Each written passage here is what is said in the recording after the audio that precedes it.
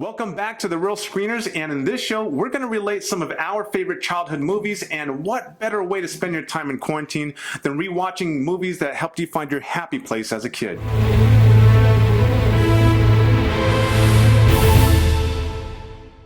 Welcome back to the show, everybody. And for those of you who are tuning in for the first time, we are The Real Screeners, and my name is Beto, and this is my co-host Lenny, and we offer analytical takes on movies. We cover an array of movies from the summer blockbuster and the big action flick, all the way to the small indie film and even award-winning movies. And then we rate them using our Real rating system, 5 reals being the maximum rating. You got to be real good to get those 5 reels. That's right. We consider those classics, right? Okay, so just giving you guys an idea of what the format's going to be, we're going to go ahead and start from number 10 all the way down to number 2, then inject our honorable mentions because I tell you what, this was a hard list to make, so many hard cuts. And then after that, we'll go ahead and give you our top pick. That's right. Do you want to talk a little bit about your criteria in choosing your movies? Okay, yeah, so, these films weren't so much movies that were, the best critically acclaimed. Some of these may have been cult classics, some of these were, big blockbusters and all that. But these were movies that were near and dear to me and that I found myself watching over and over and over again. I found myself choosing movies that you wouldn't necessarily expect on a list of your favorite childhood movies, right. Even. And a lot of these will be drawn from the 1980s, 1990s. Some of these movies may not appeal to younger audiences. That's right. Because these were, stories from a different time, simpler times, and with maybe a different style of comedy. Yeah. But we grew up in the 80s and 90s, right? So. So my list will be more tailored toward movies you, I guess, nowadays would be considered acceptable to show your kids, but you said you might have one or two that are like, Yeah. I saw some R-rated films when I was young, over and over again. So I'll let you know that I did leave Terminator 2 and Spaceballs off of my list, even though I watched those a lot as a kid. Drum roll, yes, a little bit. Okay, so my number 10 is the original, the Teenage Mutant Ninja Turtles. Oh man, from 1990. Yeah, that man. slipped my mind. That's such a good one. Cowabunga, dudes. You know what I'm saying? Yeah. So the thing about the Ninja Turtles, man, is that I was pretty much obsessed with them. I had Ninja Turtles action figures. I had Ninja Turtles costumes for Halloween. Their language became part of my vernacular. The camaraderie between the 4 and how each of them have their own distinct personality. Yep. And together they make a great team, like one's the leader, one's the party animal. The other one kind of has like anger management issues a little bit. One's like the scientist or tactician. Exactly. Right. And, martial arts and pizza loving. There's so many things to love about the quirkiness of the Ninja Turtles. Of course, there's some good messages in there about acceptance and tolerance and friendship and all that good stuff. I was into the Ninja Turtles. And it was very quotable, right? I mean, absolutely. Shredder, now I will finish what I began with your ear.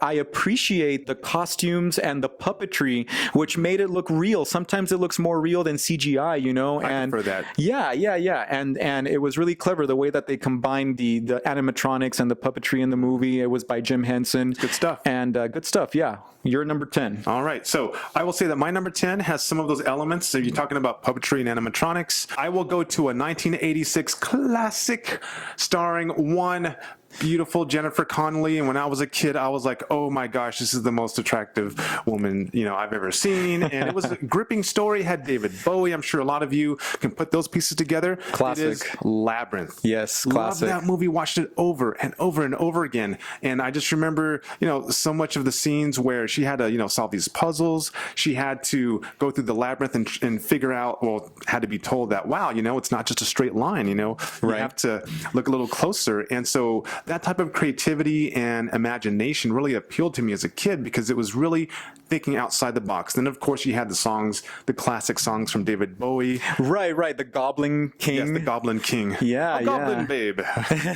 Yes. So that's my number 10. Love that movie. Absolute classic, man. Good choice. Okay, so on to my number 9.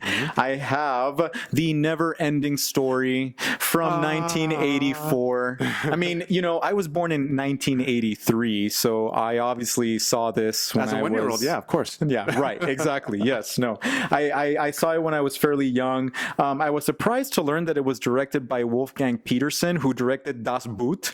I never would have thought. This is like one of those all-time fantasy quest films. If you were to break down a film and go over archetypes, this is like the perfect movie. I love the story within a story aspect of the movie, where he's reading the book and it comes to life. And I love what the movie says about the power of imagination and the villain being the nothing, right? This idea of like nihilism and like, you know, not having imagination and how important reading is and feeding that. I really love that about the movie. I love the characters. I love Atreyu. I love Bastion, and some memorable, again, puppetry like Falcor, the luck dragon. Yes, I love that. I like how you mentioned the aspect of imagination, because to me, that was kind of the hallmark of the 1980s and to an extent the 90s, you know, this period of time where a lot of these movies relied on imagination and creativity, because you didn't have TikToks and YouTube feeding you what, you know, they want you to think is what you should be imagining and letting your imagination run away with. Exactly, yeah. My number 9 is a holiday classic. Let's see if you can guess which one it is. I think I can guess. Go ahead. Is it Home Alone? Did you look at my paper? I did not. Cheater, man. I did not. You're a screen watcher. What other movie would you want to watch in your childhood than Home Alone as a holiday classic? Tell me. Some people who like Elf. Elf, come on.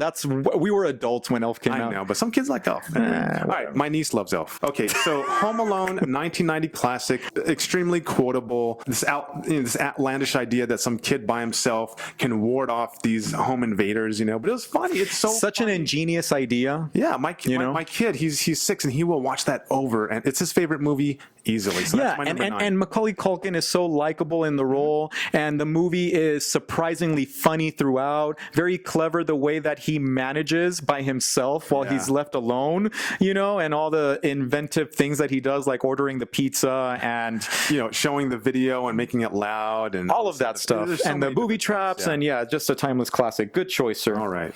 So my number 8, you know, this is not a child movie, but I watched it a lot when I was a kid. Hellraiser?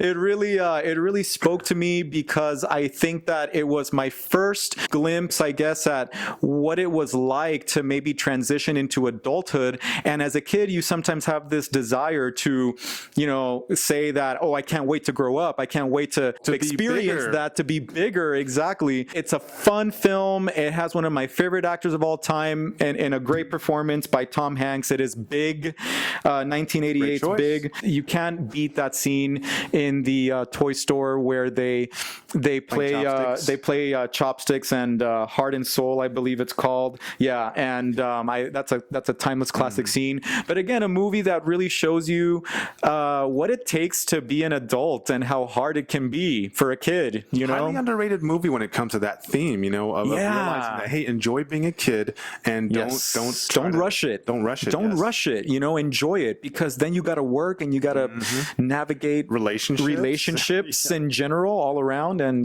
moving to my number 8 is a movie that's rated PG. I kind of felt like it should have been maybe PG-13. This was a movie that I bought on VHS, and guys, I watched this every single day over and over again. Okay. Oh, I'll give you a hint. It included Dip. The Dip? Oh my God, it's Dip. Eddie? Do you remember me when I killed your brother? Yes, we're talking about Who Framed Roger Rabbit. Robert Zemeckis, right? Yeah, and who has not seen that movie? Who did not love that movie for all the different cartoon characters that were in there? God, Patty Cake, Jessica Rabbit. Yeah, it really kind of walked the fence of a lot of innuendos and an adult movie, you know, spun with some cartoon characters. You know, there are some very adult elements in that movie for sure. From the stogie and the cigar that the baby smokes. There's and then quite a Jessica bit. Rabbit, kind of just a little suggestive. I was scared, honestly, by the transition of Christopher Lloyd Oh yeah. into the cartoon at the end of the movie, and he has that like chainsaw for a hand. It freaked me out when I was a One of his kid. best roles for sure. Everyone yeah. remembers him for Back to the Future, but this was a classic for sure. Absolutely. Yes. Good choice. All right. So you will not believe what my number 7 is. This is the moment I've been waiting for. Okay. So this is an R-rated film. I saw this so many times, and I remember my grandparents and my parents showing this to me. I was maybe 10 or 11. I was like, hey, I heard about a trilogy, or actually back then I don't think it was a trilogy yet, but I heard about some movies called Aliens, and I really, do you think I'm too little to watch it? And they were like, nope. And I was like, okay, all right, well then here we go. The 80s was, right? I have Aliens, the sequel, in my number 7 spot, 1986.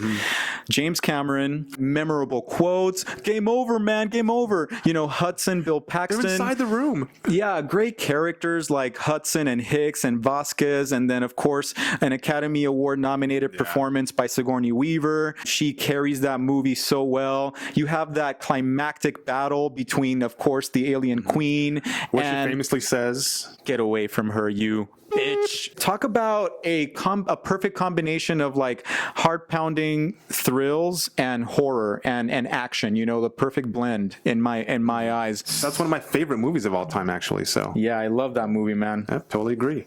Okay, going down from 10, 9, 8 down to my number 7 movie, which I'm sure is in your top 5, if not maybe your top 3. It is a 1985 classic that is supremely quotable. I can guess it. Even kids who, I'm sure I said the date, right? Even kids who probably haven't seen the whole movie can quote at least one or two lines from this. Hey, you guys! It is the Goonies or Goonies. Yeah, I mean... Well, you know what, man? That is my number 6, actually. In some people's eyes, the ultimate coming-of-age story. You have these kids who, they're grouped together and they do kid stuff, and then suddenly they're thrust into this treasure hunt, and they come face-to-face with some real-life robbers, and so they have to make hard decisions, and it is like running for your life. But at the same time, there's so much levity in it, and some silliness, and kookiness, with Data. It's and funny. The kids. Josh Brolin as a teenager. Great actors, right? Some of them came to be adult actors, and Josh Brolin, absolutely. Pirate lore. One-eyed Willy. Yeah, and booby traps, and like just plays on all of your childhood desires, right? Like the sense of adventure doesn't get any better than in the Goonies. Right, there's so many scenes you can call back from this. I remember that scene where Corey Feldman was telling the Latina maid where everything was, and he was like telling her where the drugs were and all that. La cocaína está en el primer cajón. Siempre hay que separar las drogas. Yeah, no, I did not know that the screenplay for the Goonies was written by Chris Columbus, who directed Home Alone and directed the first 2 Harry Potter movies, man. Oh, wow. And the story was by Spielberg, of course, so there's some Spielberg magic in there in the Goonies. Rocky Road? Sorry. So anyway, your number 6, sir. Okay, so my number 6, actually, I'm gonna cheat a little bit. Okay. So my number 6 is part of a franchise. It's the first part of a franchise that captured me as a child, and again, another movie where I watched over and over, made me feel like I could be a superhero. You wanted to guess as to what my number 6 is? I really don't know, man. Tell me. He's an alien. He's an alien? Oh my God. Enemy Mine? That who fights for truth, justice, and the American way. Cocoon. Mighty Mouse. Captain Caveman. No, it is Superman. The Christopher Reeve Superman from 1978 and 1980, parts 1 and 2. Margot Kidder was her name? Yes, Margot Kidder played Lois Lane. God rest their souls. Gene Hackman. Yeah, I mean, so much. I mean, I'm not going to go over Superman. Everyone knows Superman, but of course you have another John Williams classic score. Oh, God, yes. That as a kid I kind of confused with Star Wars, but because they were both great. Do not underestimate the power of John Williams. Yeah, fantastic guy. So Superman 1 and 2, still better for me than the Man of Steel and anything else. I think that Christopher Reeve's performance is spot on. Like he's in my mind the most memorable Superman for sure. A movie that has a great opening sequence. It's one of the most memorable things about it. The whole Marlon Brando opening. Yes, and part is one great. spent a lot of time with characterization and got you to understand why, he's the Boy Scout that he is, and I appreciated that. Yes, good choice, sir. My number 5, you already mentioned on your list. Okay. It is a Christmas classic. It is Home Alone by Chris Columbus. I'm not going to say much more because we've already covered good ground with Home Alone. Mm-hmm. I will add that one of the things that I loved about Home Alone is John Candy coming in to help out the Catherine O'Hara character who plays, the kid's mom, and their venture back home. I like the way that those scenes were juxtaposed with the other scenes in the movie. John Candy left us too early, so I totally agree. My number 5 is a movie. I'm really curious to see if you have this. Maybe even on your honorable mention. Okay. It's a movie. Sorry, guys. I just love a build-up. I'm sorry. I can't just get straight to the point. It's a movie that's now turned into a series that you love. What do you think it is? A series that I love. It's like a sequel series. A sequel series that I love. God. Yeah, the original had an old man who could catch flies with chopsticks. Oh, God. Cobra Kai. That's right. The Karate Kid. You're the best around. 1984, and this was, when I was a kid, I was really into athletics and doing a lot of physical things. So I was really into fighting movies and action movies. So when I saw Karate Kid, of course, I was like shadow boxing and air fighting villains and stuff. A very relatable movie that's a coming of age story, like a lot of these, to where I felt like I could relate to him as a kid who, maybe was picked on a little bit and who could, through the power of waxing on and waxing off, defeat anyone. My number 4, God, man, I watched this movie so many times. Okay, so this is the movie that spoke to my love for comic book heroes. I loved Marvel. I loved DC. I loved all comic book heroes. And finally, somebody brought it to the screen in a believable way. Michael Keaton, Jack Nicholson, Kim Basinger, Batman, 1989. I love that movie so much. Good taste. I love Tim Burton's take on this story by giving it a dark sense of humor, some black comedy interjected throughout. I love the ominous, mysterious tone that he gives it. And Michael Keaton, man, I love his take on Batman, his brooding take on Batman. I love Jack Nicholson's zany Joker. That's a fantastic movie. So I'm not going to say much about it because it might come up later on my list, maybe. Hint, hint. Yeah. All right. So my number 4, which I'm sure is probably your number 2, I'm going to guess, is a movie that spurred a franchise that is still going strong. It's a movie that brought dinosaurs back to life. A movie where when I watched it in the theater, it was so packed, I actually had to watch it from the stairs. That's right, John Williams again. It is 1993's Jurassic Park, still the best out of the franchise. Wait, is that your number 4?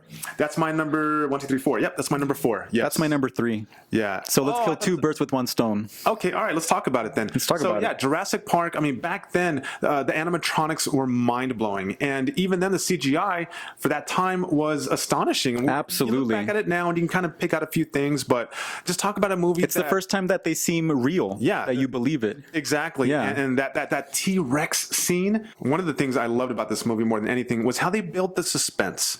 They kept you wondering what was going to happen. By where was hiding, by not showing, the vibration in the water. Yes, slowly bringing it to you. Yeah, and when they talked about the raptors, for example, they didn't show you the raptors immediately. They had a lot of conversations about how aggressive they were. Right. One of the things that I love about Spielberg is that he often places kids in these precarious situations, and that's one of the ways that he builds suspense. Because of course, yes, absolutely. And talk about, those are some of the most heart-pounding scenes in the movie, right? Like the kitchen scene, for example, with the raptors.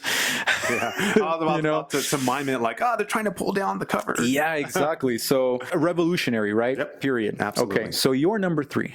Okay, my number 3 is a movie that I think was your number 5? It's Batman from 1989. Was that your number 5? My number 4. Number 4. Okay, Yeah. sorry. Yeah, so Batman. I can't really say much more than Beto already has about this movie, but this was a movie where I told you guys how I would watch Who Framed Roger Rabbit over and over every single day.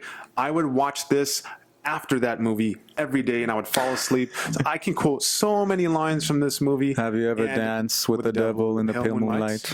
Yeah, so much about this movie that I loved. You talk about adding a darker personality to Batman, and it showed Michael Keaton in a new light and showed how much range he has, because I'll be honest, when this movie came out, I was 11, and even then I knew Michael Keaton from a slew of movies, including Beetlejuice, Mr. Mom, and I thought they're going to get a comedian to play Bruce Wayne and Batman, and he blew it out the water and gave me new respect for him. All right, so my number 2 is a movie that to me really embodies just that sense of wonder and mystery that you have as a kid. It plays on your fears. I love this movie for so many reasons. It's my love of sci-fi and so many timeless classic scenes, from the Halloween sequence to the flying bicycles to the way that he frees the frogs when they're about to dissect them at school, to the healing powers of our little alien friend, to the way that he runs through the cornstalk field and you're like freaking out because you're like, I don't know what that is. And honestly, this movie really scared me when I was a kid, but it also has a lot of heart. It has some scary scenes when the government gets involved. Of course, by now, everybody should know, I hope, that I'm talking about Spielberg's E.T., the extraterrestrial. I thought you were talking about Mac and Me. Oh, yeah, whatever. 1982, John Williams' brilliant score once again. E.T. just blew my mind when I was a kid. You mentioned, it was scary for you. My wife is scared of that movie.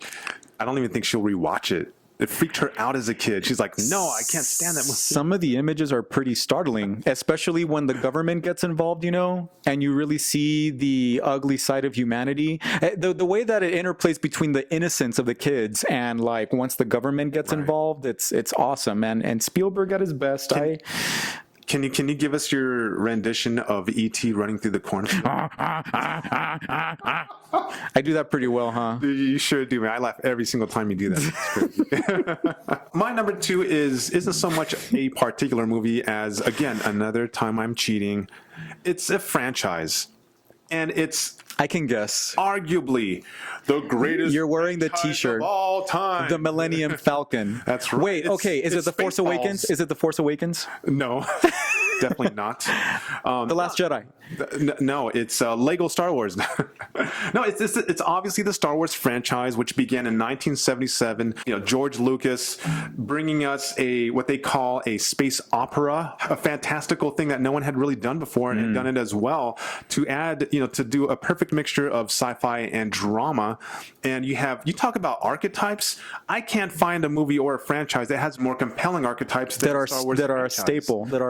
And you talk about the father-son conflict. Well, this is it right here. Unique characters all the way. The whole philosophy of the Force and the Jedi, mind-blowing. And the perfect trio, right? Han Solo, Luke Skywalker, and Princess Leia. Right. You could delve into this for so many themes throughout life. Yes. And of course, who doesn't want to see people battling with lightsabers and stuff? So I unfortunately did not have Star Wars on my top 10.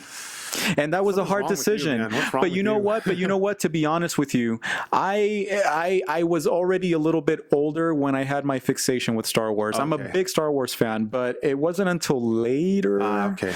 All right. So before we go into our number 1 movies, let's go ahead and throw in some honorable mentions, because as we said before, we have so many movies. My honorable mentions included Back to the Future. Okay. Although for some reason, I watched Back to the Future 2 so many more times than any of the other ones. But Back to the Future, Who Framed Roger Rabbit, which you had on your list, Honey, I Shrunk the Kids, The Land Before Time, the cartoon, dinosaur movie, Star Wars, and I just put Star Wars like the original trilogy basically, which I love.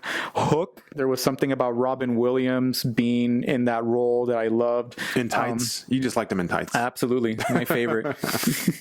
Terminator 2 Judgment Day. Woo! I know that it's not a child movie, but I watched the heck out of that movie. The Sandlot, The Great Bambino, you got to have that in there. Wendy Peppercorn. Toy Story. Toy Story was the first, Disney computer animated movie. And then I put Harry Potter in there. I was already old when Harry Potter came out. Like college, maybe. But I have a deep appreciation for Harry Potter. Yeah, it's good stuff. It's well written. And yeah. Okay. All right. So my honorable mention, if you want to think of it as going from maybe like 20 to 11, my number 20 would be 1982's E.T., which I'm sure you're like, boy, how's that not in your top 10? Good. No, I understand why. Yeah, it just I'm glad that it's in your honorable mentions. It didn't resonate for me, but I do appreciate it as a well-made movie. Yeah. Okay. After that, going down, it's A Christmas Story, which I can never get tired of that, soap in the mouth and everything. I was never a big fan of that movie. Really? I don't know why. I appreciate it. I recognize it as a classic. I even have a cup with the lamp, the leg lamp and everything. But I am not, I would say, a huge fan. From some perspectives, you could look at it as a cautionary tale for kids, Okay, going down more, we've got 1986 Stand By Me with Will Wheaton. Then there's The Land Before Time, 1988. Glad you have that on there. Another coming-of-age movie that actually made me tear up every single time I watched it when I was a kid. Then we have All Dogs Go to Heaven with Burt Reynolds, the late Burt Reynolds and Dom DeLuise. Another movie, again, made me tear up at the end. After that, we have Big, 1988. Glad you have that. Okay, going down more, we've got 1993's The Sandlot, Chopper, Sick, can't say it. Then we have 1992's Aladdin. Oh, wow. Yeah. The Genie. The Genie stole the show. Yeah. And there's so many songs you can sing from that movie. Yeah. And then my last two honorable mentions are 1984's The Neverending Story, which, it has a near and dear to my heart, but there were a couple times after watching it where I was like, okay, I'm kind of tired. And then a movie that it was so hard for me to pull this out of my top 10, but it's 1987's The Princess Bride. Oh. With Jenna. Yes. Jenna. Yeah. So my name is Inigo Montoya. You killed my father. Prepare to die. Another movie that's rich with archetypes. Gotta have that. Oh, God. Who says their number one first? Do you want to say it or you won't? Well, I've been going first, so I might as well go with the trend. This is actually, I believe, Walt Disney's second feature-length movie after Snow White. Came out in 1940. The animation in this movie blows me away even to this day. It is hand-drawn animation, but the details and the shadowing, and I'm not too much into art, but it just looks so good after all this time. It's a timeless tale of coming of age. It teaches you so much about the world, and it's a great morality tale for kids. It is Pinocchio. Talk about learning about not lying and greed and Pleasure Island and Monstro and everything in there.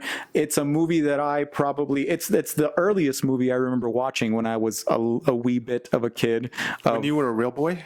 When I was a real boy of like maybe 3 or 4 or 5. Okay. You can't go wrong with the Disney classic. And yes. I never really grew up watching that, so I don't have that attachment, but I can see how a movie with all those themes and lessons can, totally be your number one for sure. Saw it a lot of times. A movie that I've seen a lot of times and that most of you have seen a lot of times was made in 1985. Do you know? Just say yes or no. Okay, you don't know. All right. Back to the Future. Okay. This is a movie that, I don't really pull any major themes out of it as far as like how it impacted me. It was just a dang cool movie to watch, man. It was. I mean, who doesn't want to travel back in time and meet their parents in high school? I'm glad I had it in my honorable mention. And again, it was one of those movies that I came to appreciate later and I saw so many times. And I love Back to the Future, man. I'm happy you have it as your number one. Back to the Future. Back to the Future, man. One of the best trilogies of all time, and a trilogy that Plutonium. Yeah, it didn't. Part 2 didn't suck. Part 3 didn't suck. But part 1, I mean, captures so much of the imagination. You go back in time, and one of the first movies that got you thinking, well, could time travel really happen this way? And it's a movie that that spurred other time travel movies that refer back to that, like the Avengers, like Back to the Future. That's not how it works, But yes. No. Yes. It's very quotable. And the chemistry between Christopher Lloyd and Michael J. Fox. Yes. Yeah. I even like Crispin Glover as the dad. I think he's really good in the movie and underrated. Yes. Yes. So good for so many reasons. Yeah, Back to the Future. Please, if you guys have not seen that, you stop what you're doing right now. Turn this off. The entire trilogy. Yes, and go watch that, please. Back to the Future. Go watch it now. Don't forget to look us up on social media. We are on Facebook at Real Screeners and Instagram real.screeners. And as always, don't forget to hit that subscribe and notification and like button. Tune in next time for some more real takes on movies. See ya.